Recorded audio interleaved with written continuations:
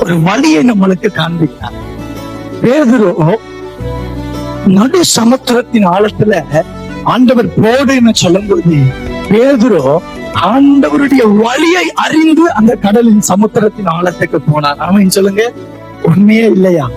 ஆண்டவர் ஒரு வழியை பேதுருவுக்கும் அந்திரியாவுக்கும் காண்பித்தார். உண்மைதானே? யோசித்து பாருங்க. அந்த சமுத்திரம் எவ்வளவு பெரிய ஒரு சமுத்திரம்.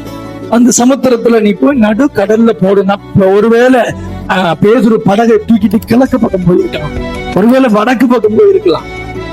உண்மையா இல்லையா? போயிருக்கலாம். ஆனா ஆண்டவர் சொல்றேன், இப்படி போ, நான் உனக்குன்னு ஒரு இடத்தை வச்சிருக்கேன்.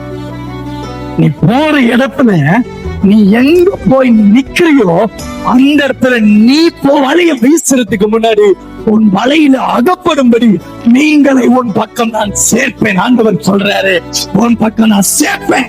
ஆமென் சொல்லுங்க பார்க்கலாம். நல்ல கையை தட்டி ஆமென் சொல்லுங்க.